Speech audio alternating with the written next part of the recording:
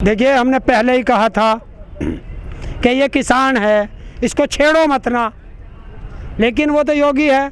हो सके रात चिलम में मार लिया होगा दम और छेड़ दिया तो बक्कल तार देंगे।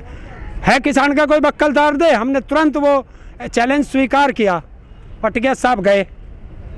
वे इसीलिए जानबूझ के गए कि कौन माई का लाल है जो हमारा बक्कल उतार दे। देखिए, वो प्रचारित नहीं किया गया था, वो मोदी और योगी की चाल थी किसानों को धमकाने की, और किसानों को कोई धमका नहीं सकता।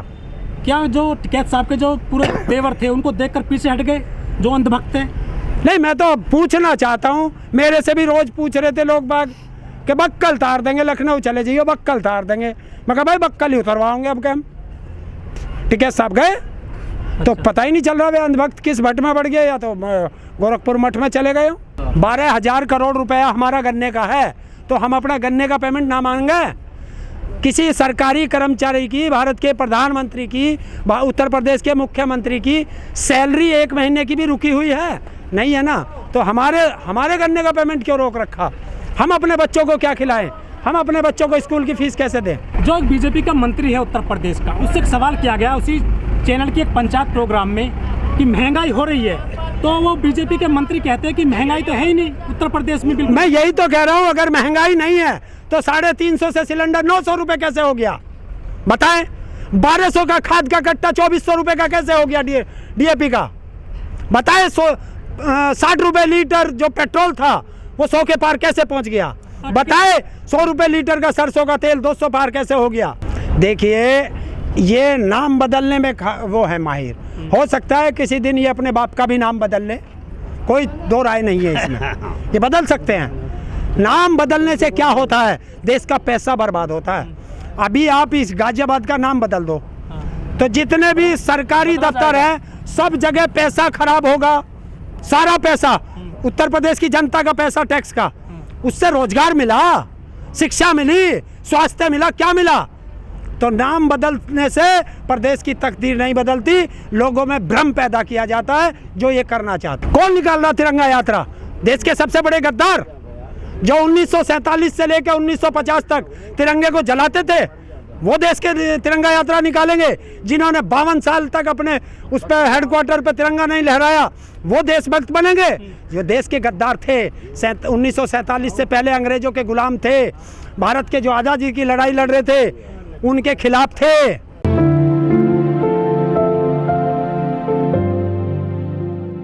जो एक टीवी चैनल की पंचायत में उन्होंने अपने जो है एक इंटरव्यू दिया है, किस तरह से देखते हैं उसको? बहुत बढ़िया। पूरे देश के अंदर नहीं, पूरी दुनिया के अंदर उस इंटरव्यू को देखा गया। और शायद आज के मेरी तो जानकारी में, मैं इतना बड़ा हो गया, इतना अच्छा इंटरव्यू, इतना लोगों को भाने वाला कि लोगों ने शेयर किया है, उसको देख के और लोगों के रीच देख के लगता है कि इंटरव्यू बहुत सबसे ज़्यादा सक्सेसफुल इंटरव्यू। टिकैत साहब ने जो पत्रकार है टीवी चैनल की, उसको सरकार का प्रिंसिपल बोला था। तो है ही, प्रिंसिपल तो है। जितना ये गोदी मीडिया है, ये और है क्या? बताइए। उन्होंने पूछा किसी को सवाल, उन्होंने गलत शब्द चलाया उस पर, इसको जाट आंदोलन बताया गया। जाट करेगा खड़ी खाट, तो ये क्या शब्द है? जाति में बांटने की कोशिश की गई मीडिया द्वारा। ये मीडिया को एक प्रोपगेंडा दिया गया सरकार की तरफ से कि इनको जाति में बांटो। पश्चिमी उत्तर प्रदेश का बता रही थी वो एंकर। किसके कहने पे बता रही थी? बीजेपी के कहने पे बता रही थी। मुजफ्फरनगर कांड का भी उसने जिक्र किया। हाँ, क्यों? क्या जरूरत थी उसको इस चीज के छेड़ने की? वहाँ बात होनी थी किसानों की, क्योंकि किसानों का नेता से बात कर रहे थे। किसान आंदोलन पे बात करते, कानून पे बात करते, लेकिन वो हिंदू मुस्लिम पे लेके गए। आपने देखा नहीं है? जिस टाइम मैं अभी आपको पोस्टर भी दे दूंगा, वो इसमें लगा भी देना, क्योंकि पूरा देश देख ले कि एक तरफ ओवैसी खड़ा है, एक तरफ एक हिंदू खड़ा है, अंजना ओम कश्यप बीच में खड़ी है, और पीछे तराजू लगा रखी है, और उसमें एक में ओम का निशान लगा रखा है और एक में जो मुस्लिमों का चिन्ह होता है वो लगा रखा है। ये क्या है? देश को हिंदू मुस्लिम में बांटने की ये मीडिया ज़्यादा तैयारी कर रहा है, क्योंकि पैसे ले चुका है मीडिया। तो आज तक की जो एंकर है अंजना ओम कश्यप, वो इंटरव्यू ले रही थी टिकैत साहब का। कौन भारी किस पे पड़ा आपकी नज़र में? टिकैत साहब ने कहा ना कि आज ही तो मेरे काबू में आए हैं, पूछो सवाल, जवाब दे पाई? टिकैत साहब ने एक एक सवाल ऐसा किया कि पत्रकार की हलक में आवाज़ अटक गई थी। अच्छा, हाँ, ये होते हैं किसान नेता के। क्यों? क्योंकि ये किसी के बिके हुए बंदे नहीं होते। ये था देश के किसानों की आवाज़, देश के मजदूरों की आवाज़, देश के गरीबों की आवाज़। ये भी कहा गया कि लखनऊ क्या करना है तो इंटरव्यू में। मैं यही तो पूछना चाहता हूँ, पत्रकार को क्या मतलब कि हम बुलाया उन्होंने और फिर पूछ रहे हैं। ये होता है गुलामियत। अरे तुमने अपने इंटरव्यू के लिए बुलाया लखनऊ में और फिर पूछ रहे हो लखनऊ क्या करने आओगे। जिस तरह से एंट्री करी है लखनऊ में टिकैत साहब ने, उन क्या लिखते हैं, भविष्य किस तरह से देखते हैं आंदोलन का? लखनऊ जाएंगे, लखनऊ घेरेंगे और लखनऊ को दिल्ली बनाएंगे, ये टिकैत साहब ने ऐलान कर दिया। अभी अनाज बांटा जा रहा है सरकार की तरफ से, 5 किलो अनाज दिया जाएगा, पूरे देश में अभियान चला रही है मोदी सरकार।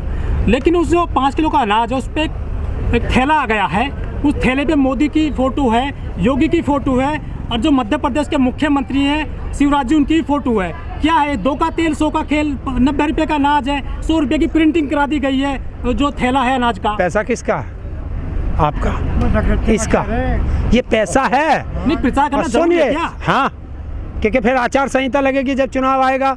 उससे पहले क्या चाहते हैं कि हर घर में मेरी तस्वीर पहुंच जाए और ये थैला एक दिन में तो खराब होगा नहीं, तो ये जब भी व्यक्ति थैला लेके जाएगा मेरा प्रचार हाथ में चलेगा और लोगों को पता चलेगा कि ये मोदी योगी का भक्त है।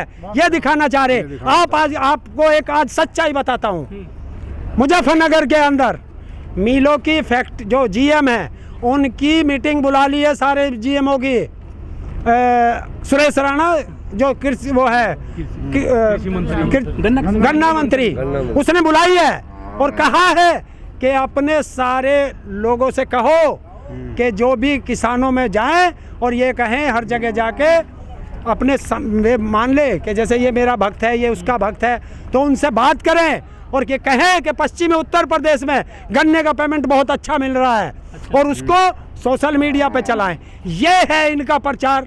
मोदी सरकार ने जो एक बड़े खिलाड़ी रहे हैं हॉकी के, ध्यानचंद जी, और उनके नाम पर राजीव गांधी जो खेल पुरस्कार है वो बदल दिया है। किस तरह से देखते हैं मोदी सरकार की इस बदलाव की नीति को? देखिए, एक चीज बताइए, ये माइक आज तेरे हाथ में कल मेरे हाथ में होगा, इससे क्या फर्क पड़ेगा? बताइए क्या फर्क पड़ेगा? अगर इन्हें बदलना था तो कोई नाम देते ध्यानचंद जी को, और ध्यानचंद जी का फोटो इतना और मोदी का फोटो इतना, तो ये मोदी का करा या उसका करा?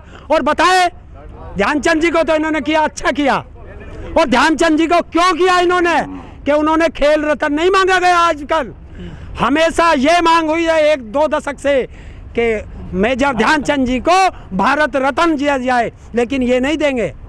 और फिर कहते हैं अगर इन्हें करना था तो गुजरात में कितने खिलाड़ी हैं, उस स्टेडियम का नाम जिसका आसाराम झासाराम के भाई का रखा गया है इस मोदी का, वो किसी खिलाड़ी के नाम पे होना चाहिए था।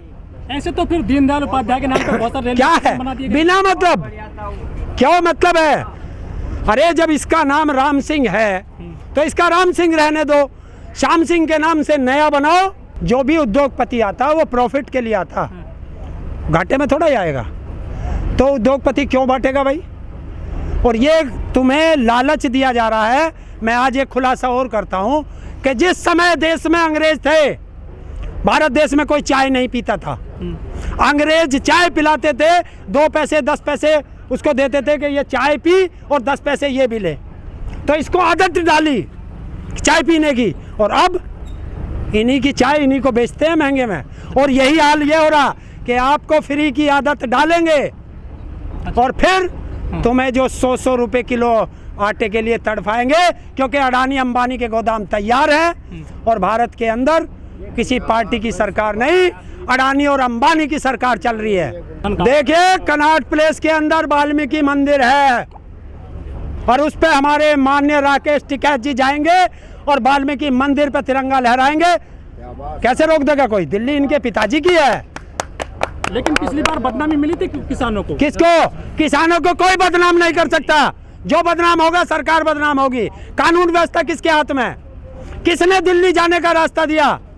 हमारे रास्ते पे बैरिकेडिंग लगाई जो हमारा रास्ता था। रास्ता तो अभी बंद है? बंद तो रास्ता भी कौन सा? अरे और रास्ते हैं हमारे पास, बहुत रास्ते हैं। हम यहाँ के रहने वाले हैं, दिल्ली की एक एक गली को जानते हैं, किस गली से जाना अब कहीं बताना भी नहीं है।